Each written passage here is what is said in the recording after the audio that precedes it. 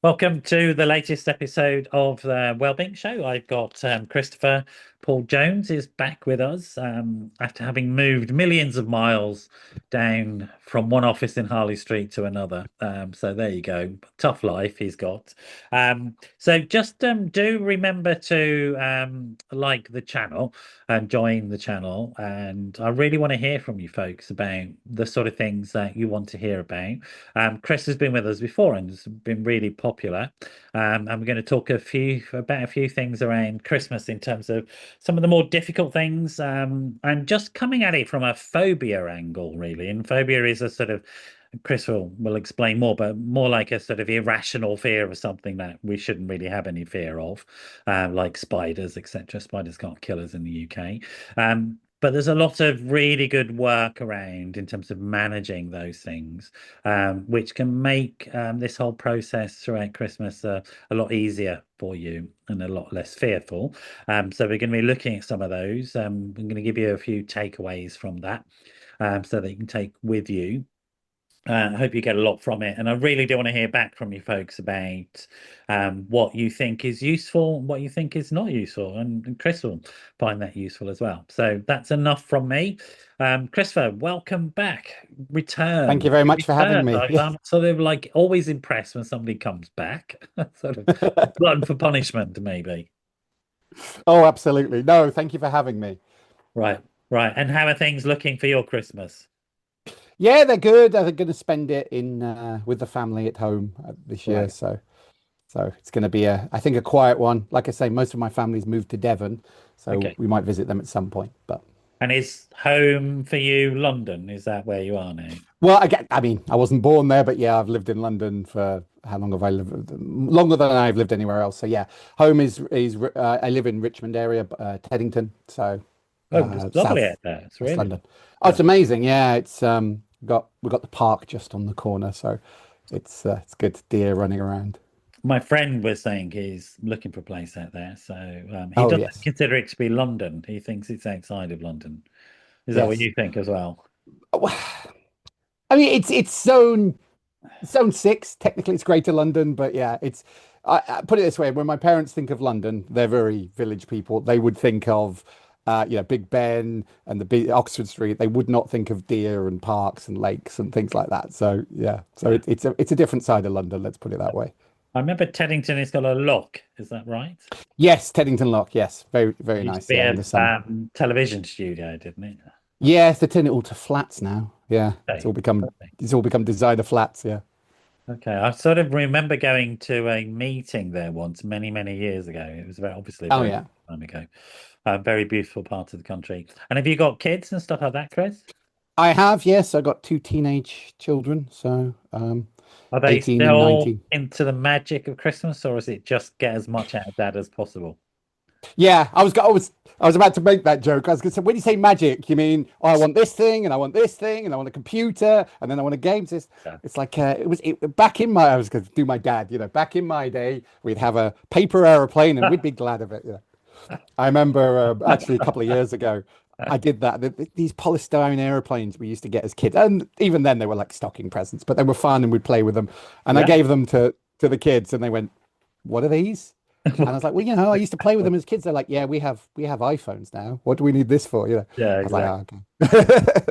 I But remember we used to make our planes out of the old polystyrene tiles in the roof, oh yes, yeah, and yeah, then yeah. with glue tack up the front to weigh them down. And so that Yes, that we was we had to use our imaginations more back then, but yeah, yeah, yeah.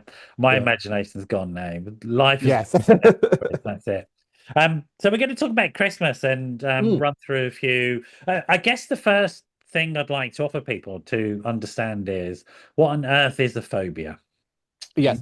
Some way you Well, could just sort of tell us what that is. yeah, I think you kind of summed it up. It's an irrational phobia. So it's where your body and brain responds like you're in physical danger. So, you get attacked by a tiger or, jumped in the street and you want to run away, you want to fight back, or you want to play possum, you want to hide, fight, flight, or freeze. Perfectly normal response if you're actually in physical danger.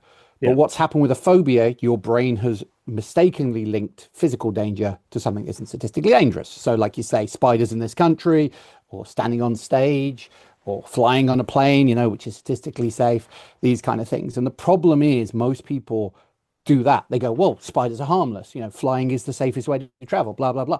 Yeah. But emotions aren't logical. So often trying to logically rationalize it can sometimes get you stuck. Okay. And why do we develop phobias? Is it biological? Is it behavioral? Is it what's going on there? I mean, it's a combination. I would say Right. most of it is behavioral. Okay. So a period of intense fear or intense uncertainty linked to a specific thing. And so that can be obvious. So, a spider makes you jump when you're little, you get scared, and for whatever reason, you're in a state where that gets hardwired into your unconscious mind, your subconscious. And then whenever you see a spider in future, you link that. You were made to get up and stand on stage one time, you embarrassed yourself in the school play, and you went, standing on stage equals humiliation, embarrassment, this kind of thing. But Okay. it doesn't always have to be that literal. Do you know the Little Albert experiments? Have you come across Tell me these? about it. I might do, but Yeah. not off the top of my head at the So, moment. well, the early experiment that they talk about with conditioning is what's called the Pavlov's dog. So you'd ring a bell, you'd feed a dog, you'd ring a bell, you feed a dog. Eventually, you ring a bell, the dog salivates like it's about to be fed. I think I talked about this last time. Yeah. And so if you're kissing the love of your life and you hear a piece of music playing, you could hear that tune 2, 3, 10 years later and go, oh, it's that tune, it's amazing. Conversely, love of your life is breaking up with you, hear a piece of music, you can be back there crying. So taste, sounds, sights trigger us all the time. Sure. So this was known about, I think Freud and Pavlov had conversations. But they did an experiment later on when psychologists had no rules, or morals. And they took a little young boy and they called Little Albert. I don't know if that was his name. And what they Yeah. do, they show him a dog, they show him a mouse, they show him, I think, a Santa Claus mask, which brings us back to where he's at. And he, happily plays with them and strokes them. And then they get a big gong, and every time he goes to stroke that dog, they bang a gong behind him. So it Right. goes like that. And what it does, of course, then he goes to see the dog later, he goes into shock. Now, what's interesting about that is the dog didn't even do anything. It didn't run or try and play. Sure. It's just the sight, while being in an intense feeling of shock or out of control, has become linked. And so if you're in a prolonged period of pain, and you happen to be doing something, looking at whatever, cup of coffee, you could start associating the cup of coffee to pain, which is why sometimes people can come with very strange and unusual phobias. Okay. So it's an environmental impact has sort of somehow been hijacked by these Mm. sort of hardwired Yes. survival instincts. Yes. What makes you more likely to create these can be things like environment, things like that. If you didn't feel particularly safe growing up, if you were already quite anxious person, these are going to more likely to get become more deep. Okay. So I get it that there's like broad sort Mm. of learned responses to things that aren't that dangerous. So Yeah. I get that sense of phobias. And but sort of what's the connection with Christmas? Surely Christmas, I mean, we Yeah. know it can be stressful and Yeah. difficult, but where does phobia come into that? Yeah, I mean, I think a lot of it is you'd probably could not full-blown phobia, but anxiety. So financial anxiety, stress of making it good enough, these kind of things. But a lot of the phobias are going to be things like so if you're claustrophobic, if you naturally, and then around Christmas time you're shopping, there's lots of people. If Yeah. you have social phobias, and it's all the party and you're expected to go to the office party, these kind of things. So those are some of the ones. Some can be very specific though. So for example, people that went for a breakup over Christmas, Right. or they lost a loved one, their uncle died over Christmas, or they lost their father. Whenever they hear the music, see the sights, it triggers them back there. It sends them back to that period of loss, out of control. Okay. So the claustrophobia I get is like Yeah. because there's a lot of people, would that Yes. be Yeah. the Yeah. trigger, right? Yeah. Okay. Well, I mean, the specific one I often talk about, which I Yeah. is a lady, and I can talk about it because she was mentioned in the press. It was a lady called Sarah who came to see me. Sorry, Hannah, who came to see me. And she came to me with a fear of tinsel. So, the stuff you put on Christmas trees. Yeah. Yeah. And I was like, tinsel. That's quite odd, but as I Yeah, yeah. say, who Okay. knows what's going on? Christophobia. That's yeah. Yeah, yeah, but The new one and to she me. There you go. yeah, yeah, and literally, it's not just that. Oh, I don't like it, which is what a lot of people think a phobia is. Oh, I don't really like flying. I don't. But a full-blown phobia is you can't go near it. You see it and you start to go in reaction. And so she was avoiding Christmas. She would lock herself away. She would, just avoid the music, anything to do with Christmas.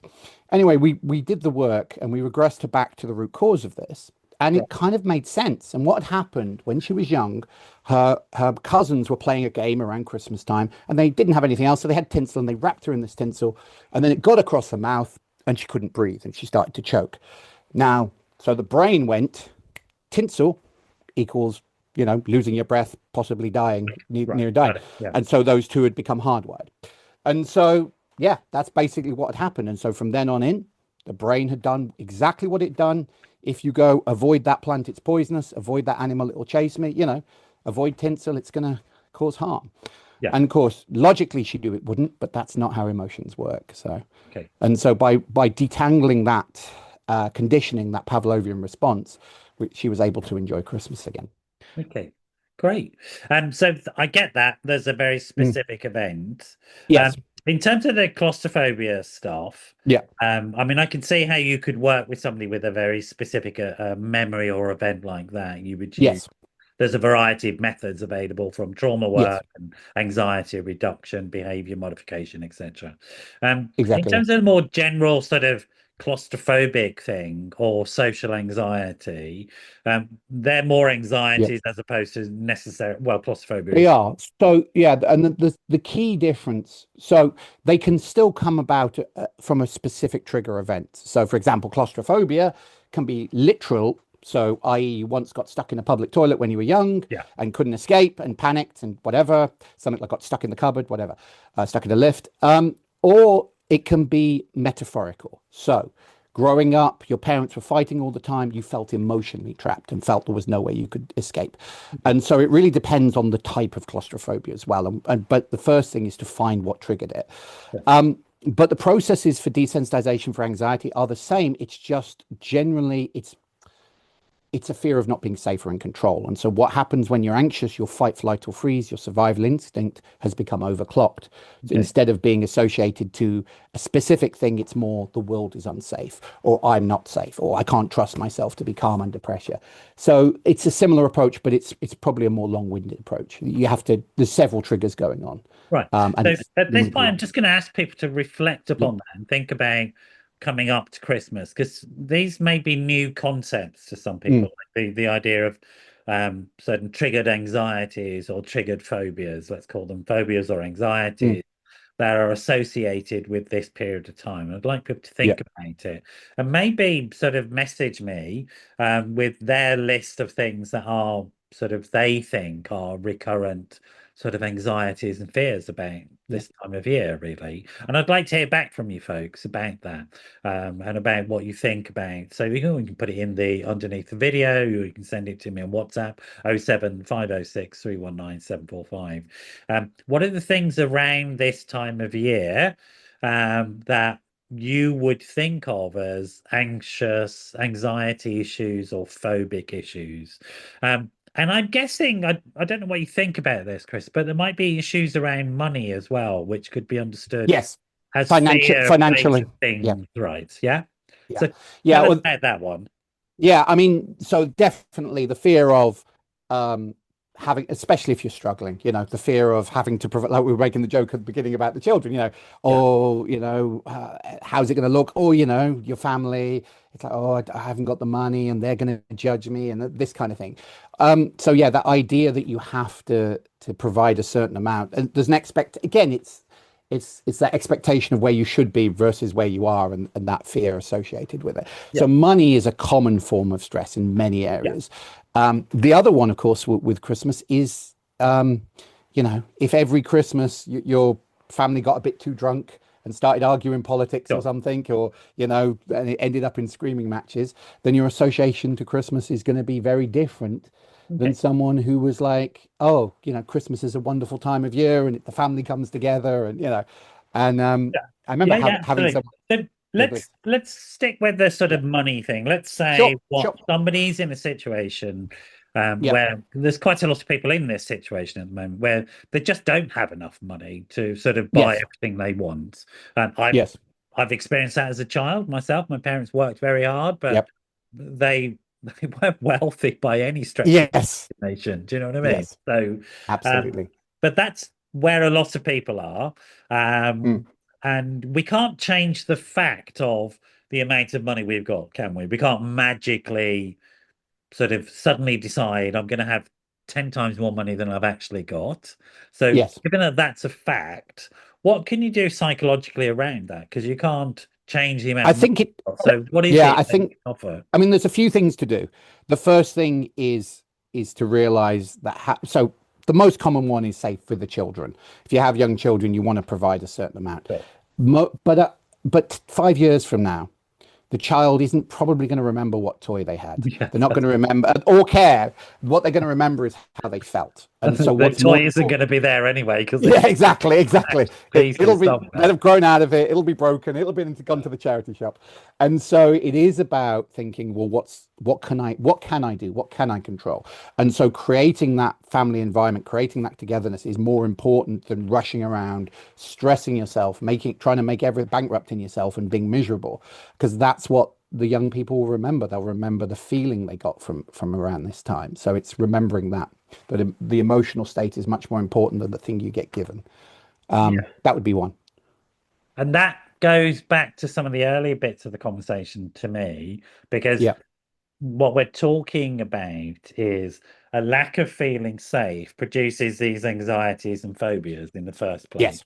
And we go Yes. into this fight, flight, freeze, which is the ultimate response to not Yes. safe. I'm not safe at the Exactly. level where I'm going to be deaded.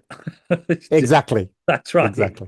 And so we're Yeah. definitely trying to avoid that, right? Yes. Okay. Exactly. Yeah. Creating the feeling of safety, and security, support would be the biggest thing. Making the people around you feel supported and know that there's someone to turn to. Because the other thing that makes a phobia go in deep, same with trauma, is the feeling of perceived support after the event, which is why some people can go through some major traumas and it can be post-traumatic growth. They can actually improve their life from it, and other people end up stuck. And it's often to do with the perceived level of help and support they had. Yeah. And so it's true in every area of life, in everything, in most, most issues, say trauma with a small t as well. Yeah. Are So there it's great. specific techniques as well that you can offer to people around managing these types of things? So there's a general Yeah. sense of the task as a parent always is to try and create a safe emotional space for kids. Yes. That's Yeah. the fundamental task. Everything else is Absolutely. secondary to that in many ways, I think. Absolutely. I mean, so there are various techniques to dial down that emotional charge. I can give you some quick ones in a minute. Yeah. There was something else I wanted to add there, but my mind is gone. Yeah, I mean the one thing is to challenge the belief. What do I mean by that is look for everything we are doing, as I say, at some subconscious level is trying to solve a problem, even if it's a very low level way. And so one of the things you can do, even though it's not logical, is to challenge that belief and go, I need to make this Christmas perfect. So I'm getting stressed out. Okay, for what purpose do I want to make it perfect? Yeah. And oh, so everyone's happy. Right. Well, how happy is everyone when they're stressed, when I'm stressed out? And Yeah. it's sort of look, because normally the very thing you're trying to meet by this behavior is the very problem you'll be making worse. So it's looking at what the intention behind any behavior is. And that can help you get to the deeper insights into yourself. And as I say, none of this is logical or rational, so don't try and make it make sense. But the Okay. other thing is to look at, again, where does this come from? Where does the belief that I need to make everything perfect, or I need to give a certain amount come from? Oh, because I didn't have it growing up, or because, and it's finding what beliefs are governing this behavior. And Yeah. that is probably the first step before looking to change that. Yeah. But yeah, Okay. And I can say, I mean, it makes sense to me. And I can also yeah, relate it to lived experience because we mm, were poor. We literally were poor. We had to yeah, go to social services at times to get clothes. I mean, it was yes, actual poverty as yeah, opposed to relative. But I don't remember any of that. What I remember is the kindness and love of my mum. exactly. That's Yeah, it. That's what I remember. And that's what yes, guides me in life. And I also remember the times when my parents were frightened and how frightening I found that. Yes. And sort of looking at those two experiences, I guess that's really what we're talking about here is Absolutely. Yeah. And there was I talk about this whenever someone comes to me and goes, "Can you work with my child on X, Y, Z?"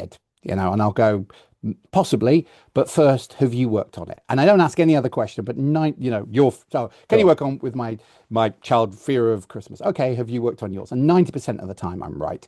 Why? And they'll normally say something like, well, I don't tell them, but that's not how young people learn, especially where before language. They are learning non-verbally. They are learning what they see, not what you tell them. And so it's important. Yeah, the more, as I say, the more you can let go of your own tension, the more you can let go of your own worry, the more you're.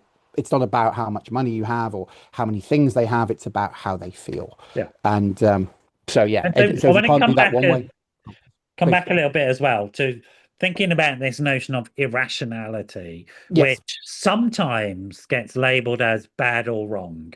Um, Mm, and so that if one is irrational or emotional, it's somehow not real. Whereas it is actually very real, isn't it? yes. Well, most of the thing I remember hearing a salesman talk, and they were saying people always buy on emotion, but they justify with logic, which I think is very interesting. Yes. Yeah. Um, and so it's emotions govern.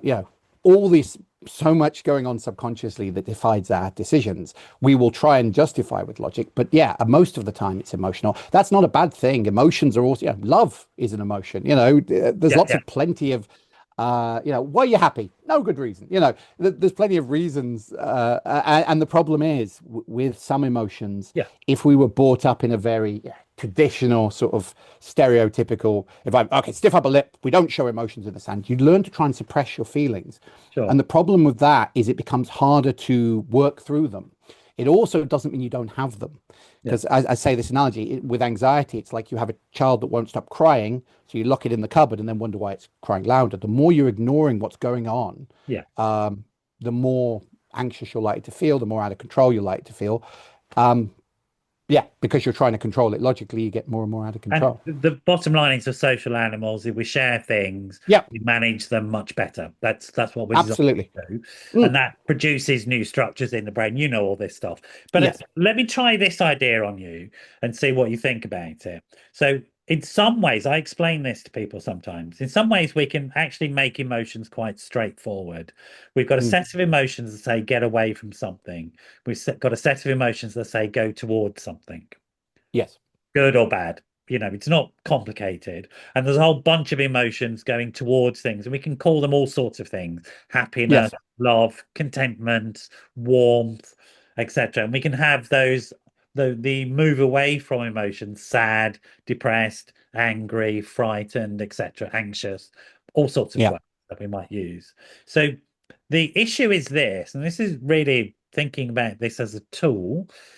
If one asks oneself a logical, rational question, do we want a series of emotions that I go towards or move away from something like Christmas as a way of like self-diagnosing ourselves? If we would say to ourselves, how many of my emotions are moved towards and how many of my emotions are moved away yes, from this? yes, Does yes. that make sense, Chris? Yeah, no, absolutely. And I say it in a slightly different way, but I absolutely agree with Yeah, that how that would you say philosophy. it? How would Yeah. you say it? No, well, I kind of did. Yeah, It's yeah. Well, are you moving towards pain or pleasure? I think that's it. But avoid it. Yeah, it's avoidance. So what need is this meeting? I'm trying. So what is most fear meeting? It's trying to meet the need of protection, safety. And while they're not bad, they are a low level way of doing it as opposed from love and happiness. One of the things I will say with love, just to point out, some people misinterpret what that means. So when we okay. talk about love in therapy terms, we're talking unconditional love, connecting to whatever, higher sense of self. But if you've had love as relationship love, that could link people avoid that as well because it can be linked to Yeah. pain. We're coming away from Christmas here, but it's just important to go. So if you think about love and it causes you to go, then you've that's not unconditional love. That's not the kind of love we're talking about. But yeah. Let me ask Um, this question as well. yeah. For some families, there are dangers at Christmas, right? Oh, sure. Yeah, absolutely. Yeah. Yeah. And when Yeah, there are some people who drink too much. There are some families who argue. There are some people who are, yeah, safe. Christmas wasn't safe. Yeah. And this is your emotional mind trying to solve a problem. As I say, everything is meeting a need, trying to solve a problem that's actually been resolved. Yeah. So, for example, if growing up you were in this environment and you didn't feel particularly safe, or there was arguments, or violence, whatever, and now you're in a happy family and it's all great, your mind is still in that high alert, ready for the argument, ready for the So that's the anxious, phobic, yeah, inappropriate messages. But yeah, I guess in terms of if you're in a situation now as an adult where it is dysfunctional, that's yes, not a phobic response. That's something you should no, actually listen to, right? yes, no, of course, yeah, exactly, yeah. Yes, that is not a rational phobia. That is a perfectly normal fear, and Yeah. it's not the same. But the analogy I'd give: if you're in Australia and you know nothing about spiders, Yeah. and there's a Watch big out. spider on the wall, you should run. I would run because it might be a dangerous spider. Yeah. Fine. If you Fine. and so it's exactly that. Yes, you do not want to be trying to calm, and it's knowing the difference between the two and what's happened. It's knowing the difference between the real danger, which is actually I'm not safe, and it's what can I do to remove myself from this position or at least minimize it. And this situation is only in my head, or it's long been resolved. I'm still trying to solve a problem that's already been resolved, and that But is that when you work on sounds it. to Yeah, me like there are techniques like from CBT, for example, yeah. or records looking at evidence for and against a thought or a feeling. And you just, Yeah, yes, challenging, yeah, exactly, challenging the beliefs. yeah, I would obviously, because I use sort of hypnotic techniques and things like that as well. I would sometimes go deeper and actually talk to the directly to the unconscious mind, the subconscious, and say what need is this trying to meet? yeah, How, and it's like it's trying to keep me safe. Normally, it's safety or protection, and then it's about allowing the emotional mind and the conscious mind to find other ways to feel safe and protected. But yes, absolutely, and this is, if you are trying certain techniques to desensitize or change and you're still feeling bad, it's because whether true or false, your subconscious still thinks the danger isn't over. It right. still thinks you're not safe. You're not safe to let go of fear, because Yeah. fear is your armor. You're ready for battle. Perfectly good if we're going into battle. We need to be on high alert. It's just most of the times in modern society we don't need that. This is a lot of this is the sort of cognitive approaches, thinking Yes, about your thinking. Um, absolutely. would there be sort of more behavioral and more body-based approaches that you'd also think Yes, as well? yes. As we So say, what? somatic approaches. Somatic, yeah, yeah. So I do a range of, I guess you would call, somatic approaches, challenging beliefs, which would be more in the CBT, and then more sort of desensitizing techniques, turning out off the old condition response. So I tend to do a blend of different things.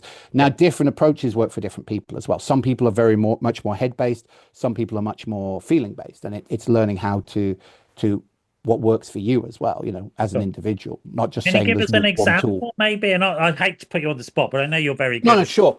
doing. Give us an example of What would some you? somatic approaches. What does So that mean in somatic. Well, practice? one of the simplest ones is self-touch. So I don't know if you come Okay. across this. It's often Yeah. known as it's called. There's a version of it called havening, which is very quite popular. And so what you do, you literally just mimic the act of being hugged. And Okay. so while reliving, so actually, if people at home can think of something, and again, we're not going to do big trauma here on the thing, No, but if no. you can think of something that bothers you, so maybe makes you a bit nervous about Christmas, puts you on edge, focus on that thing, notice what you're feeling, Okay. what you picture in your mind's eye, what you're saying to yourself. Yeah. And as you do, I just want you to put your hands on your shoulders and then just imagine someone you love is hugging you. Oh, yeah. Nice. Yeah. Now, what this does, it releases various chemicals, oxytocin, various other things when you get a hug. And when you hug yourself, it does the same thing. Now, Yeah. if you're feeling nurtured while reliving something that makes you feel uneasy, the brain starts to go, well, wait, how am I supposed to feel again? So it's a very quick way of You sort of know what I'm changing going it. to Now, do? I've got a yeah, few emails to look at later on, which are making me a bit anxious thinking about them. I'm going to do this do that. before opening them, mate. Yeah. And then you've got the Seriously. other variation, which is Yeah. simply just like this. Now, I know it's a stereotype, but I find a lot of people, especially men, try and like, I'm going to force this fear out. It's Yeah. like, no, it has to feel like a hug, not like you're Yeah. dusting. So actually get the sensation. And if you almost picture, someone who would nurture you. And then, or you can imagine you're doing like a Tai Chi move or stroking a pet as well. So any kind of self touch. The other thing to do is any kind of what's called bilateral stimulation Yeah. or rhythmical Yeah. movement. Okay. And so this would come into things like EMDR, bilateral stimulation. And so you can do things like rhythmically tap, or you can just literally let your eyes go left and right while thinking about something that bothers you. Yeah. And that can dial down the charge as well, or go around in a circle and up and down, that kind And of you can thing. also So ask other people to do that one for you as well, can't you? yes, yeah.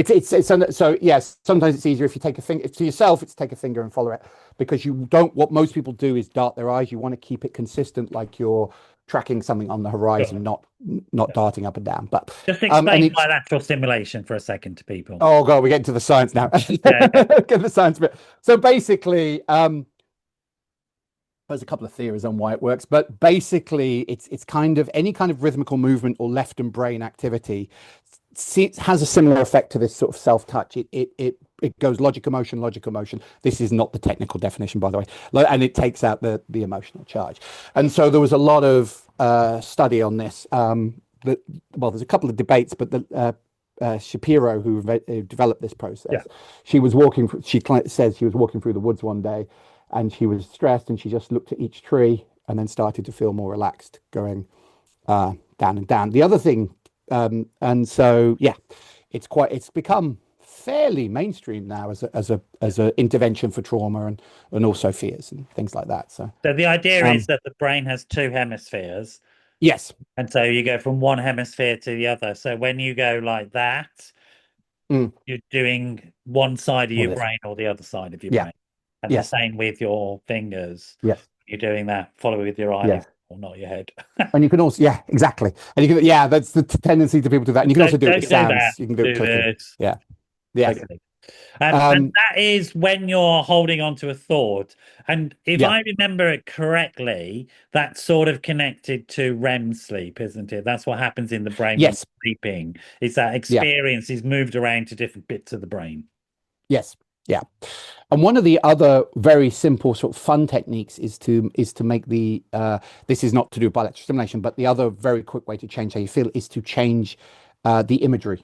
And so if you're a very visual person, great. Yeah. So if you're a very visual person, you're making a big bright picture of you burning the turkey. You make a big bright picture of Uncle John getting too drunk and arguing about something. Yeah. You take that picture in your mind and you just shrink it right down, and you make it black and white, or you put some Mickey Mouse ears on it, and it normally takes attention on it, or you imagine it running backwards and forwards.